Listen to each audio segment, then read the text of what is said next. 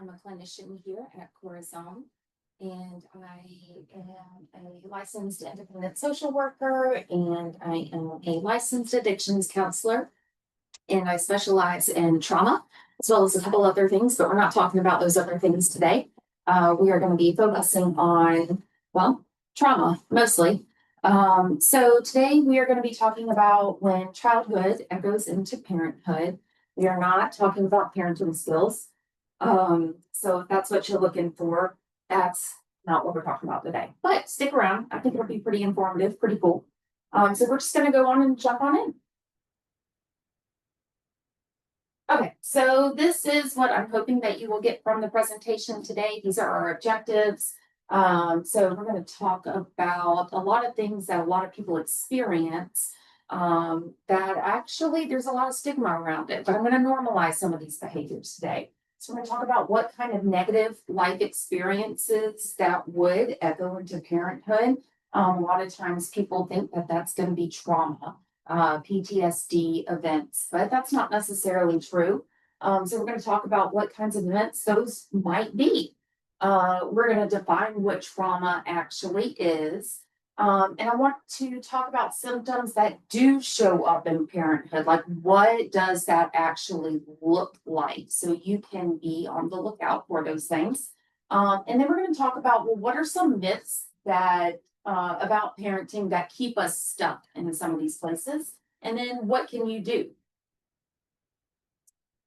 Okay, so first I want to talk to you about the ACEs. So ACEs is the Adverse Childhood Experiences Scale. If you are a client here, who all of you should be, you took this scale when you came in to see us at the intake. You may not remember it, so I'm going to remind you of it. But what this is a 10-item scale, and it asks you about all these experiences that you may have had as a child. And it ranges from things that could be considered neglect to things that could be considered different types of abuse, as well as things that you wouldn't really consider to be an adversity, but would be kind of difficult for a child. So I've got some examples up here. And some of these examples are, did you live with someone who went to jail or to prison? So as you can imagine, as a child, if we had a relationship with this individual, that could be pretty difficult on a child. Other questions are, did you live with someone who was mentally ill? There's a couple other things in there. But if we lived with someone who had a severe, persistent, chronic mental illness, whether or not they were managing that mental illness makes a huge difference. And were they managing it well? And what did that look like as a child and living in an environment in that way? That can make a huge impact on us. Another example is, did your parents or adults in your home, did they ever threaten each other in front of you? Like, did you know about that? And how did that impact you? Like, as a kid, our brains aren't fully developed for us to understand what that may mean. And as children, we often take things very literally, especially children under the age of around 6 and 7.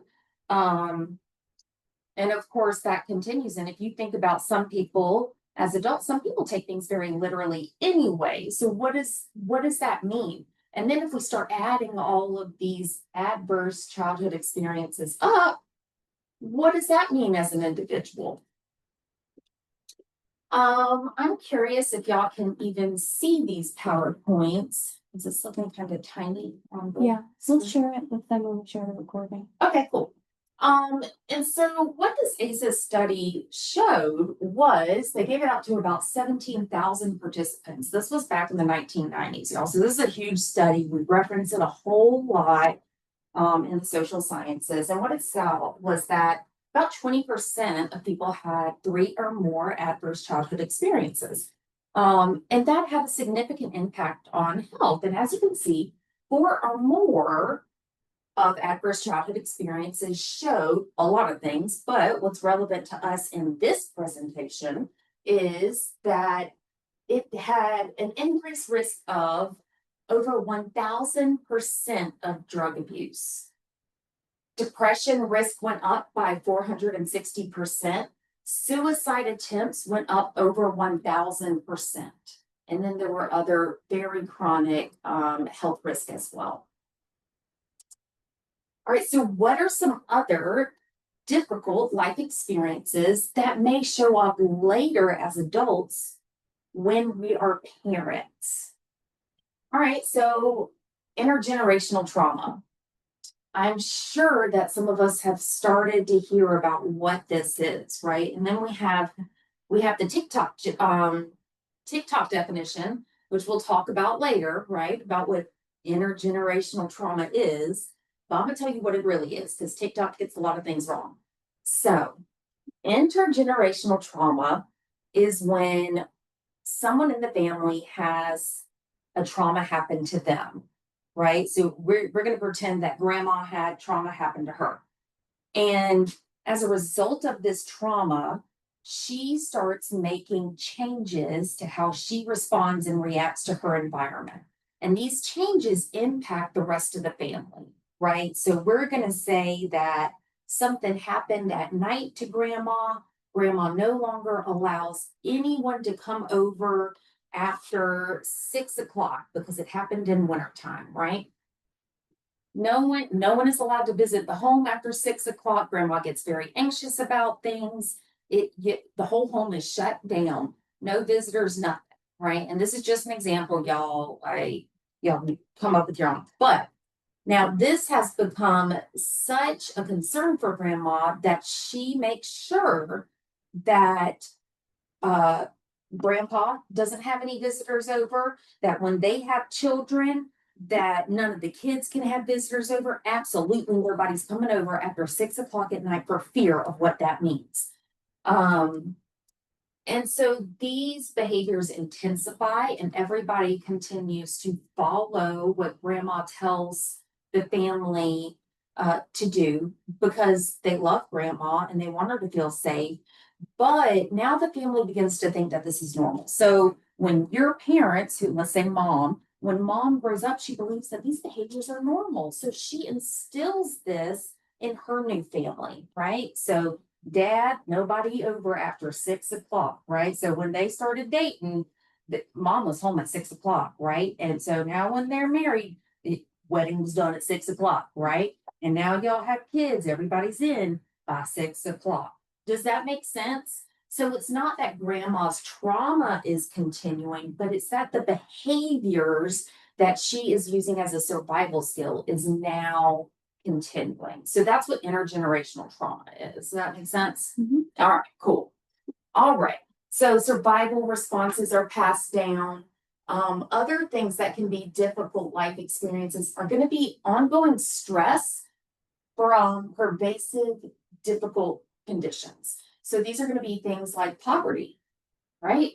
Yeah, heck yeah, poverty's hard, right? So those things can become what we call like little T traumas. And that is, we'll talk more about it, but when it's chronic stress that you feel like you cannot get out from under, those become difficult to leave in the past, right? And those can play out again as we become parents. Same thing as living paycheck to paycheck, right? Similar, not the same, but it's still a chronic stressor. If yourself or a family member had a chronic or a terminal illness, it could be a mental health condition or it could be a medical illness. That's another type of difficult life experience that follows us. And a lot of times that's going to be because the roles in the family change, our concerns change. When we used to be concerned about who's doing what in school and who's going to what activity and what are we eating for dinner, now the concern is when is dad's next medical appointment, or who's taking him to the doctor, or how are we getting so and so to school if we have to take the only car to get him to that appointment, but the appointment's in another state, or So everything becomes about taking care of dad and helping the family to survive in order to help him survive. So these are very, very difficult things that we end up taking with us. We'll talk later about how these impacts us. Parentification is when the children in the family take on roles that are more for what the adult is supposed to be doing. It's when they're doing adult responsibilities, and it may not be intentional, and maybe it is intentional. It may not be meant out of maliciousness, but it is what it is. Regardless of the reason, it means that those children are now taking on responsibilities that are outside of their age and stage of development. And so now you have kids that are acting like little mamas or little daddies when they really should just be kiddos. And that's kind of when you start to feel like, as an adult, if you have ever had the thought or you have ever said, I feel like I lost out on my childhood, you probably had some parentification. If you were taking care of siblings more than just babysitting for date nights or babysitting because mom was at work every once in a while, you probably took on some parentification. Multiple caregiving situations, or if you had to move from place to place, whether that was from being an army brat, deployment, if you lived with different family members, foster care, the uprooting of someone, a child or an adult, and having to move from place to place is a really difficult transition. We have to transition our social life, we have to transition all the doctors, we have to figure out the whole geography of the new place. It is very disorienting for everyone involved. And then you have to figure out, how do I make new connections? Is it safe to make these new connections? Am I going to lose these connections again? So it's a very difficult thing for children and for adults, as well as growing up witnessing scary things, or just being in a generally chaotic environment. And scary things, whether they're inside of your home or if they're outside of your home. You could have the most beautiful, calming home in all of the land, but if you have scary things going on outside of your four walls consistently as a child, even as an adult, that means there is a feeling of chaos and a lack of control because you don't know what's going to happen when you walk out of those doors. And that is really scary. All right. So, and this is not an exhaustive list, y'all. Like, I could have kept going, but we didn't have enough time for that. So if you want a more exhaustive list, then let me know and I will be happy to do another presentation for you all. But I'm sure that your juices are flowing. I'm sure you're kind of coming up with some other things. Okay, so what's trauma? Y'all ready for this? This is TikTok trauma. This is PTSD trauma. This is big T, little t trauma. Y'all ready? Okay, so TikTok trauma is not real trauma, okay? Yes, you can find some professionals on TikTok, but most of these people that are telling you what is trauma or what is, my favorite, ADHD and ADD, is not true, okay? Do not believe them. TikTok trauma says that exposure to something graphic might be traumatizing, or if the event hurts your feelings, or you just don't like it, that could be traumatizing. That is not trauma. It's not true. Sometimes they do hit the nail on the head and they say exposure to a life-threatening event is traumatizing. That is true.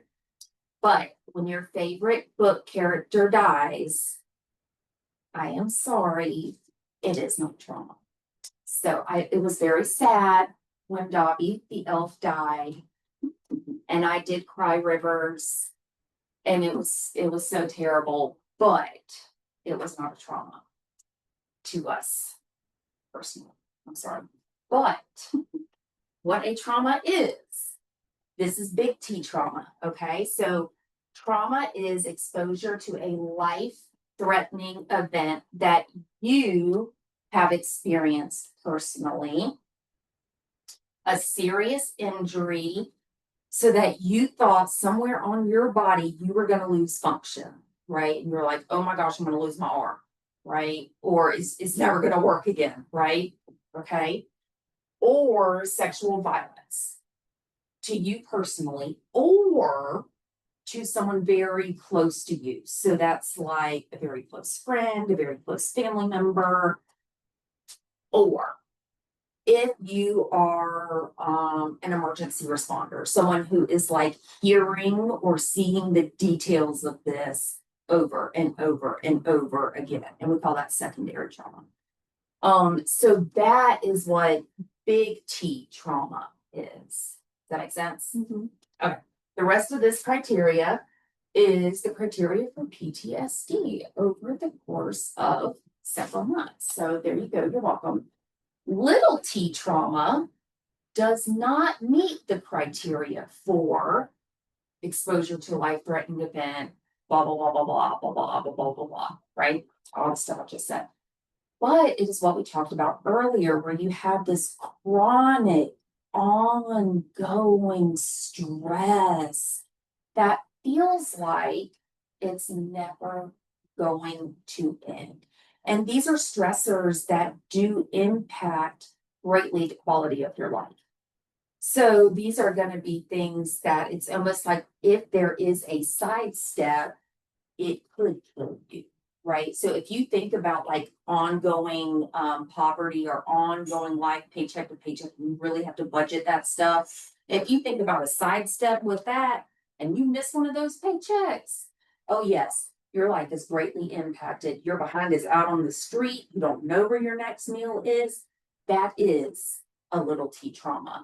Homelessness in and of itself is a little T trauma. And it has the capability of becoming very easily a big T trauma, right? Because then things become life-threatening events, right? Very quickly on a daily basis. So does that make sense? All right. We'll move on. Congratulations! You're gonna be a new mommy or a new daddy. So now that we have explored several adverse life experiences, we talked about traumas, right? And you don't have to have trauma to have adverse life experiences. And now we're gonna have a baby. It is normal to have mixed feelings about pregnancy, right? It's so normal, especially when we've had some negative previous experiences in our own childhood. It's normal to be excited and happy, but then to be a little bit reserved and be like, wait a minute, like my mama and my daddy did not prepare me for, well, just about anything, right? Like, how in the world am I going to like give this baby love? Like, I don't know what that looked like. How am I supposed to like, I don't know how I'm supposed to be feeding the baby? Like, what if I didn't have any siblings? Or a really great fear that I have heard is like, what I don't know how to love a baby. Like what if I don't love it right? That y'all, it is a concern. It comes to people's minds, it comes out of people's mouths, and it doesn't mean you're broken, and it doesn't mean you're weird. It is a normal human concern. And like all the other normal concerns, just about pregnancy, about the medical aspects of it. But to have the emotional concerns behind our own childhood experiences, these are really normal, right? Like, what if I'm not going to be a good dad? Or, oh my gosh, I'm a man. What if I have a little girl? What do I do with that? How do I bathe a girl? What if I'm considered a pedophile because I'm a single father and I have a girl child. Do you know how many times I've heard that? I've heard it a lot.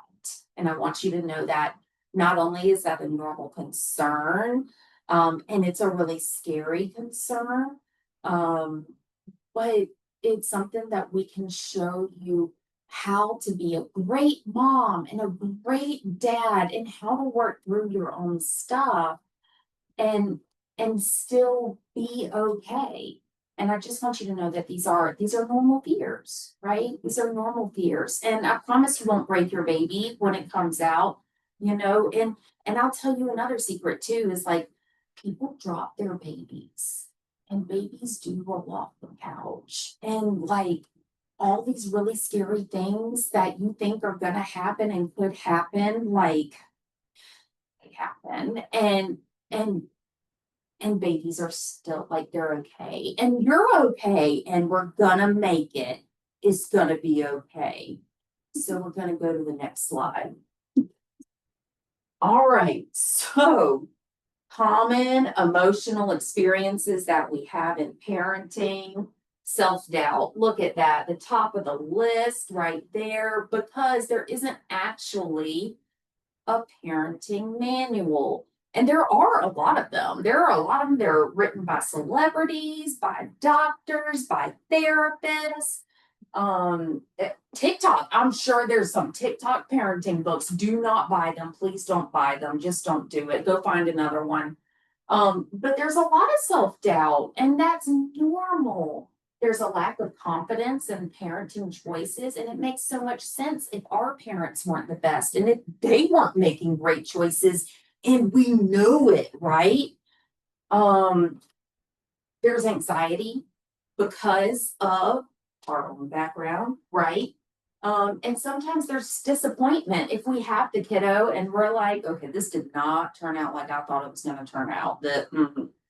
This is not it. And it's okay. It is okay. All right. When I grow up, okay, another dose of reality for you. So once we have the baby, or maybe right before, right, you're pregnant, we start to have a different and deeper understanding of our past experiences, based upon our own identity. We start to reflect on some of those things. And because we have a child now, it gets a little scary, right? Because now we can reflect on what some of their vulnerabilities are. And that becomes scarier. And that is a normal part of just human development. So it's okay. So some of the vulnerabilities that we start to think about and we start to recognize are some of the injustices in our life, whether that's going to be systemic injustice. You can think about just the inequalities that you have experienced in your life. And then we start to think about, oh my gosh, like, what if my baby, oh my gosh, my baby is going to experience those things? Holy crap. What do I do? Oh my gosh. And then we can start to reflect on, have I experienced violence due to who I am, not who I am as a person, but what I look like? Due to my race, due to my gender, due to my religion, due to my sexual identity or my preferences. And that can be even scarier. And it is really terrifying. And it does have us reflect on things a whole lot more. And it's just another thing that we get to consider, especially when we have had all of these adverse experiences in our life, right? And so if we hadn't had these experiences, we probably would not be reflecting on these as much. Or if you just were not a very well-rounded person, you wouldn't be thinking about these as much either. And so these become greater, we start reflecting on these greater if we have a partner that is also different than us, if that makes sense. So like if I were to get with a black man or a Hispanic man or someone who's different than me that I know is in a vulnerable population, that I would begin to think about, oh my gosh, my child is at an increased risk of now having more adverse experiences as well. All right. Even more. Y'all ready for some more? Y'all need a break? Let's get into it. All right, we're gonna do it. So some of the things that are going to start popping up, the echoes from our childhood that are going to start showing up now that we have kiddos, right? All right, the baby popped it out. Hopefully it's quick and painless, right? Everyone's wish and dream. So we have the kiddos.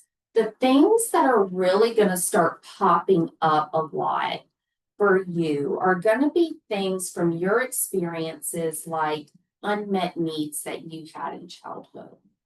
And these might pop up in instances where either your child's needs are being unmet, and it may not be like in a drastic way, right? It might just be like, oh, mom, I need clothes, right? And you might be like, oh my gosh, my mom never bought me new clothes. But really, it's like your daughter's just like, no, mom, I need you to pick my clothes out for me. Like, we have plenty.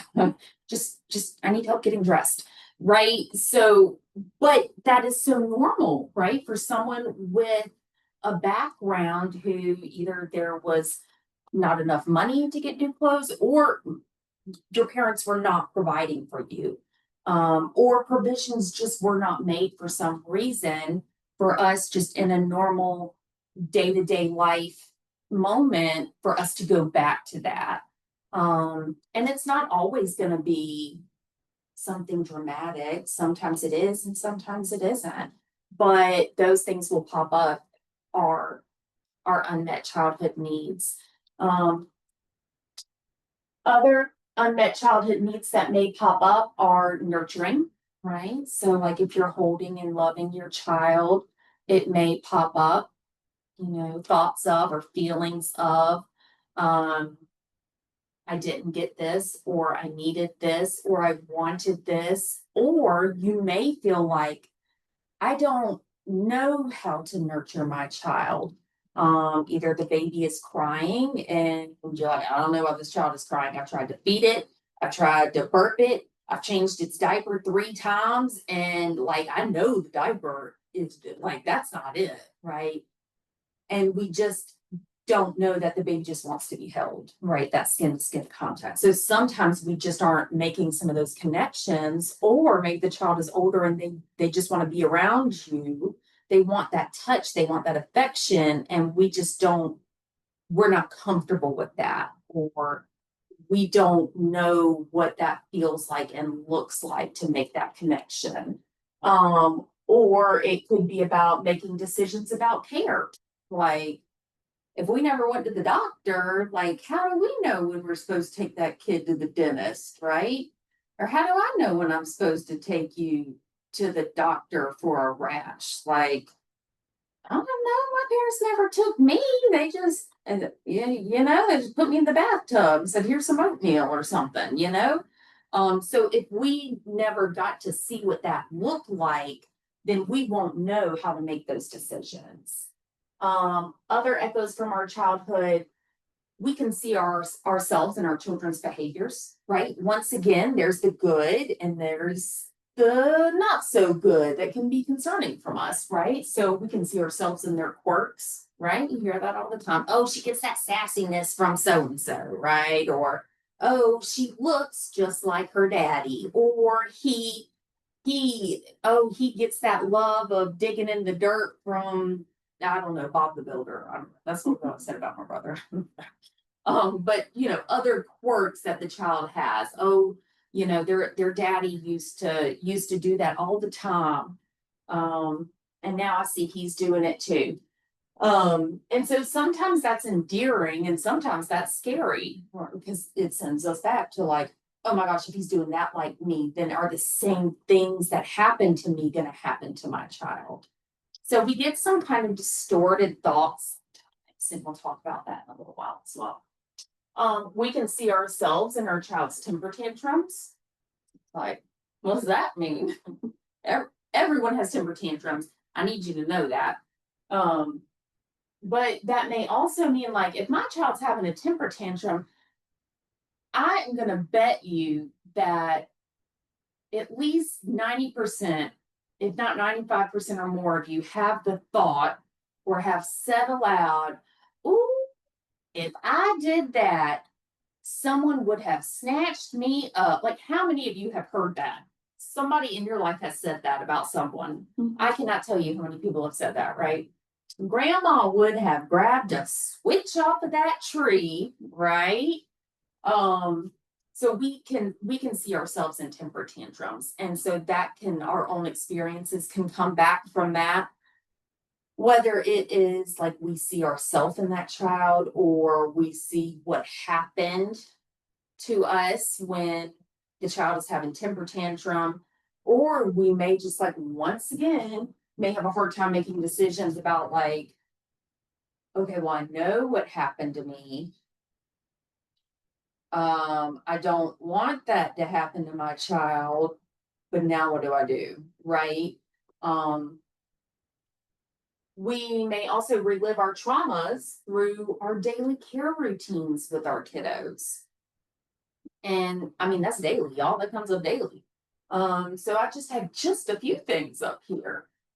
Things like discipline. And discipline isn't always your kid is bad, so you punish them, right? Discipline means that is the way that we mold and shape our children into good human beings, right? And so showing them the way, right? And so whatever that means, if that's showing them how to respect people, that's showing them how to do chores and showing them how to talk nicely to people, it's showing them the way. And so discipline, showing them how to be disciplined and self-control and all that good stuff, that is part of the way. And figuring out what punishment looks like or negative rewards looks like, that is part of the way. So when we're figuring out what discipline or punishment looks like for our kiddos, yeah, that's going to pop up a lot, right? Bath time can be rough for people that have issues surrounding bath time, or if there's any type of sexual abuse in their past, that can be rough part of the routine for that parent or parents. Mealtime can also be a way that we relive traumas. So that's been part of the adversity in many different ways. Then trying to figure out whether it's the part of cooking mealtime or how we are doing mealtime together or apart, that can be a place that things start popping up. And even places that you wouldn't think is part of the routine, such as when the kids get off the bus and start to walk into the door, that is a place where all of a sudden you start to have thoughts from your own childhood and what that can look like. So it's not always going to be in areas where we think that things are going to start popping off. So things can come up pretty suddenly. All right. And so what are some of these internal symptoms going to look like when they do come up? I just wanted to welcome you. So some of the internal symptoms that may show up are going to be some physiological responses. So of course we have symptoms of anxiety or PTSD. You have that diagnosis, but just like anxiety symptoms are going to be really common. If these start to come out of nowhere, and you're having memories come out of nowhere, that's also really common. So we got your physical anxiety symptoms up here, but also like you may start to have an increased heart rate. You might start to have like sweaty palms, or you just might start to get really sweaty all of a sudden. Might have tunnel vision, racing thoughts, bladder urgency. You might get kind of nauseous. You might get some muscle tension or like a burst of adrenaline. We also have some other anxiety symptoms there as well. You may you might start to feel like impulses. And I don't know what those impulses are going to be, but you may have an impulse to do something and you don't know why. It may be things like you have an impulse to like go to your room, or you may have an impulse to hide, or you have an impulse to cry, or you have an impulse to, I don't know what the impulses might be, but they're going to be along those lines. They're going to be safety seeking behaviors, typically, or emotional reactions. And these impulses typically are not going to have a connection to memory. And that's because they're what we call implicit memories. They are memories that are kept in your body, but they come from a time in your life where you tend to be, you're not making memories yet. You're about 2 to 3 or younger. But they have become, you've learned it. You have learned what to do. So they are automatic responses, autonomic responses. And so your body has remembered what to do and it has stored that memory there. So those are what implicit memories are. And so you may also have intrusive memories or flashbacks. And the difference between the two are that flashbacks feel like you are actually reliving that memory, so that you have the feelings, the sensations, you let everything, like you've got those like 5 senses. You feel like you are actually back there, versus an intrusive memory is just the memory has just come up when you didn't want it to come up. Okay. And so some of these symptoms can also start to turn into behaviors, right? Especially if we don't know why we're having these symptoms and we're just feeling a lot of anxiety, or we're feeling a lot of emotions and we don't know why we're there, then we can start to put some behaviors behind it. So these can look like starting to worry about our child, right? So you can imagine if I'm starting to have a lot of anxiety about my child and around my child, I might start to worry about them a lot. That may look like being overprotective of them. It may look like just being constantly anxious and constantly worried with the topic of the child on them. That could look like checking up on the child a lot. So even if the child is like not in your vicinity in your eye view, so the kid is in another room or they're asleep, that you are getting up every few minutes and going to check in on them. And or like they're at a family member's house or they are at a trusted person's house, they're being watched, you know that they are being taken care of, but you feel anxiety, you feel impulses. So you follow that feeling up by checking on them constantly, right? Or you take them to doctor's appointments often, right? There must be something wrong. I feel like there is something wrong. This is connected to my previous adverse childhood experiences. I'm taking them to the doctor, right? So we're taking them to doctors, we're taking them to therapists, we're taking them to different professionals to see what is wrong with my child. There has to be something wrong because I feel there is something wrong. It could be that we're not sure what typical childhood behaviors are, because when we were children, like we know that we were not in the typical home. right? And if we were in the typical home, then we were not exhibiting typical childhood behaviors. Does that make sense? So if I know that I'm freaking out all the time, then that can't be typical of children. And my kid's not freaking out all the time. There's got to be something wrong with this child. Does that make sense? Is she breathing? So keep checking in on this child, which means, I might be worried and anxious, and we may as well just go on and copy and paste everything we just talked about onto this child, right? I could be overanalyzing all of this child's behaviors now. I could be over researching things. I might be thinking that any little problem that my child brings to me is someone abusing or manipulating my child, if that was what I went through, if that makes sense. So, like, let's say my child has a lot of bruises, right? Let's say she's about 2 or 3, right? So this is about the time when kids are learning to walk. They are super unstable.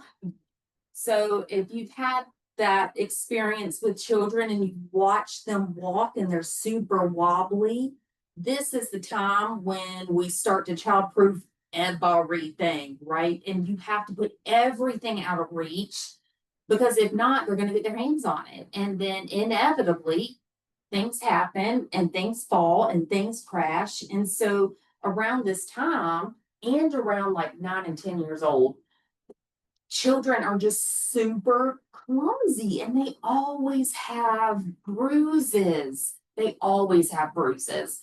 But if you are not used to seeing this, and that was not your experience as a child, but you had the experience of having a lot of bruises all the time throughout your life, then your first thought is, I know my child was outside of my eye supervision. They were with somebody else. Someone is abusing my child. So does that make sense? We're leaping to conclusions because we didn't do it. I know. I know. So we could become a helicopter parent. If you don't know what that is, that means like, well, I'm never letting my child out of my sight because she's never going to get another bruise. And oh man, help you if you have a little boy. Oh my gosh. And if that little boy has ADHD, bless your heart, because those children just stay bruised up. They just do. Because they are at higher risk of hurting themselves because they don't have any impulse control. And so they just, man, they just do it, so becoming a helicopter parent just means you are always on top of that child. There are no boundaries, because you're not going to let them go anywhere without you.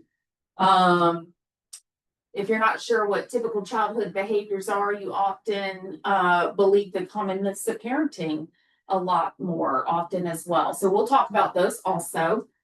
You may also have difficulty distinguishing false alarms between the real emergency. And that is really common.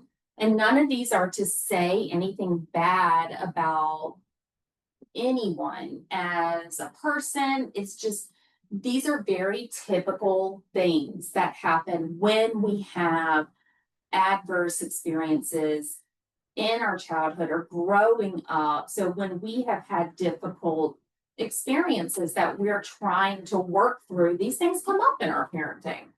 So some of the false alarms that parents will fall for are going to be the fake baby cough.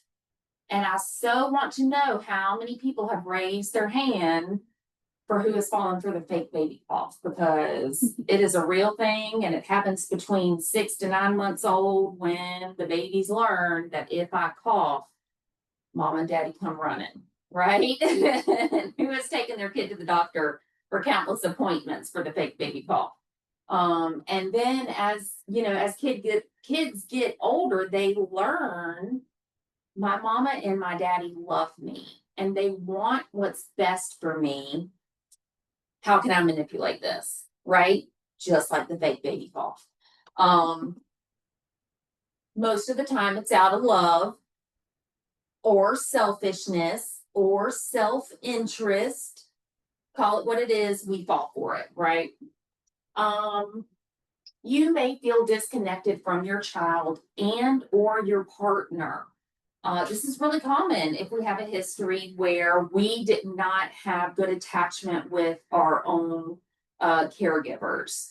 And this is also going to be really common if you have a diagnosis of PTSD, is that feeling disconnected from people. And so it makes sense that you're not going to feel connected to your own child or have a hard time establishing that bond.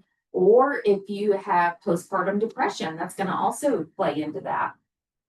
But if we're feeling disconnected from our child or from our partner, this may increase isolation, could increase jealousy,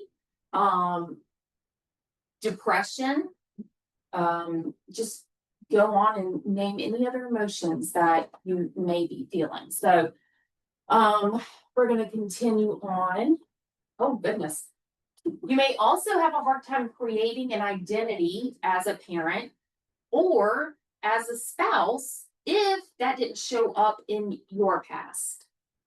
So I'm going to continue on. This can also show up in your behaviors with others. So if you have defensiveness or you are having self-doubt, with any of those things, with your parenting, with your identity as a parent, these can show up in many ways. If you are a client here already, if you have a therapist here, you have probably seen this, right? So this is the polyvagal ladder that we have talked about so much. And so if we're having these responses, we look at, well, where are you on this polyvagal ladder? So are you having sympathetic responses? Do you feel like you are in that flight or fight area? And if so, like, are we feeling like we are about to fight? Are you getting agitated? Are you verbally fighting with others, throwing insults? Are you defensive?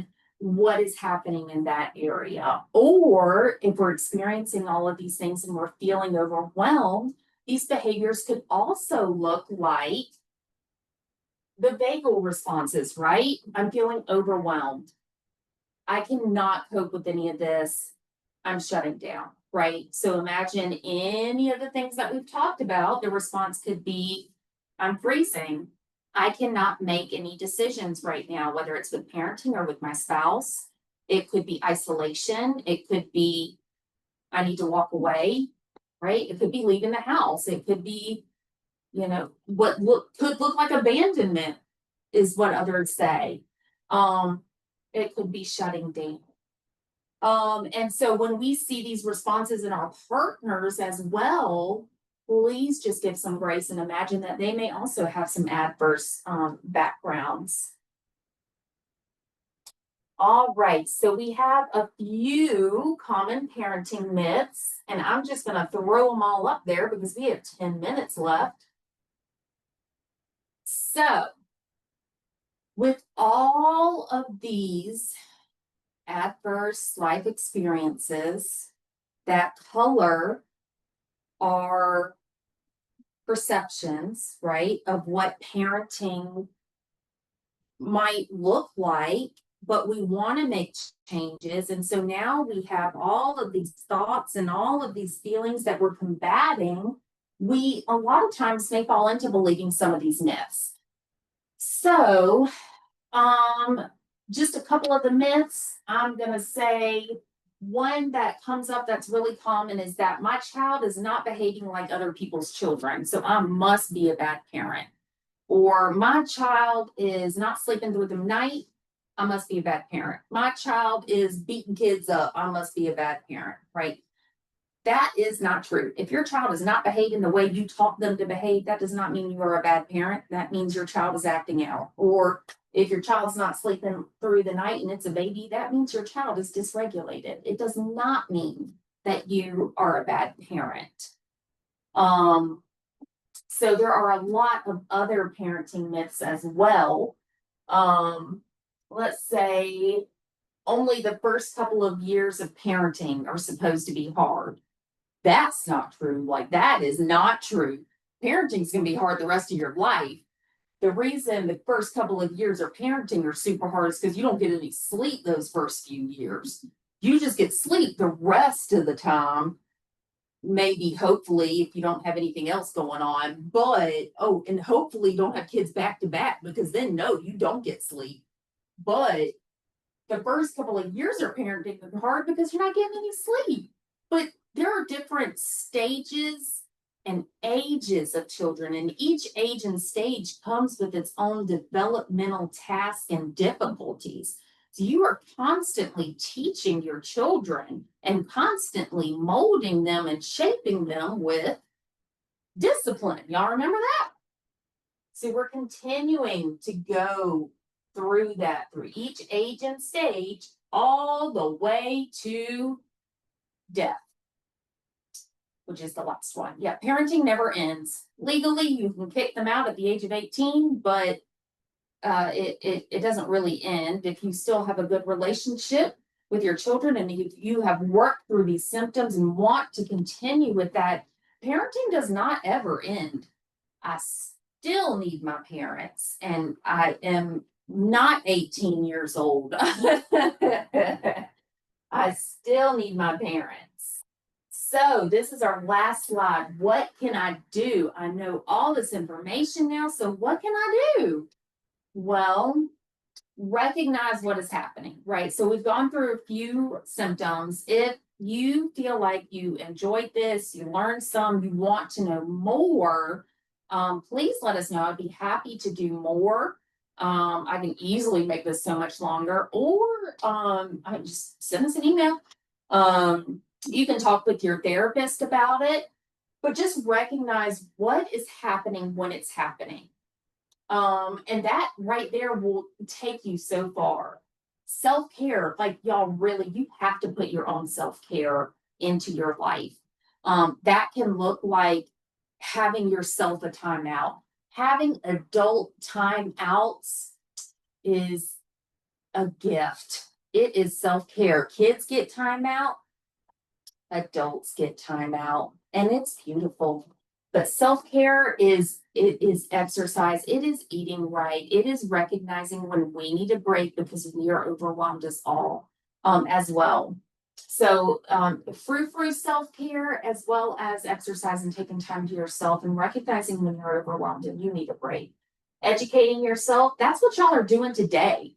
And recognizing when you feel overwhelmed or something's going on in your parenting, like, take that further. Like, look into that. You can do that with a parenting group. You can do that with checking books out or looking it up on Google. Don't use the AI on Google or ChatGPT. It could not help us with this presentation. That was a nightmare.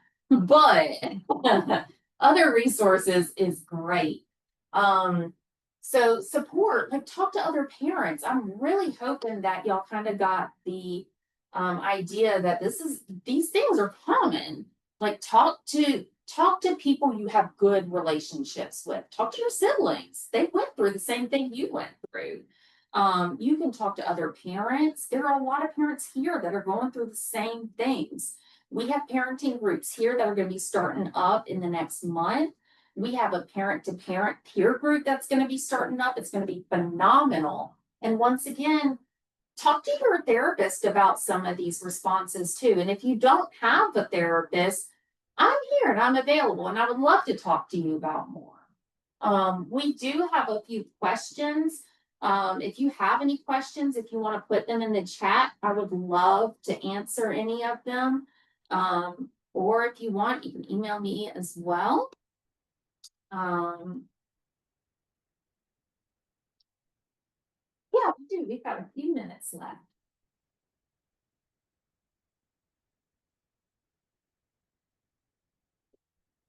Any questions?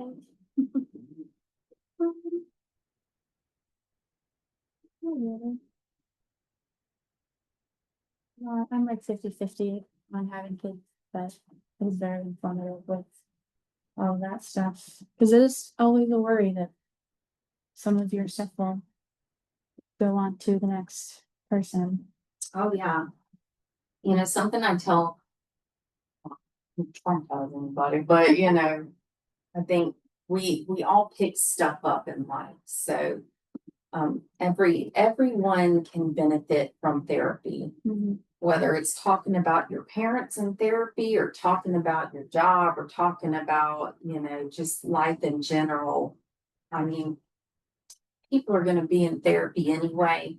So I used to tell my, when I was doing parenting at other places, I was like, y'all don't worry about it. Like, you're doing great. You're doing the best you can. You're reaching out to your kids. You're working on it here in therapy. So like, just jump in. Don't worry about, you know, they were always so terrified. I messed my kids up. And I was like, the fact that you are so scared that you have messed your kid up is one of the most beautiful things, because you're here working on it right now. Yeah. And you're trying to, yeah.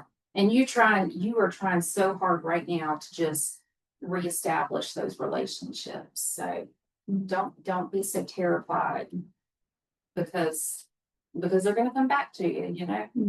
They're gonna come back, and you know, if they're in therapy, then that's good too, because that means, you know, that there's even more hope for beautiful relationships. Yeah. We don't have any questions in the chat box, so If there aren't any questions, then we hope to see y'all soon. Y'all know how to get in touch with us. You can just give Corazon a call at the front desk, or send us a question, or ask for contact through the information support. So we will see y'all later. I hope y'all had a great time. Bye.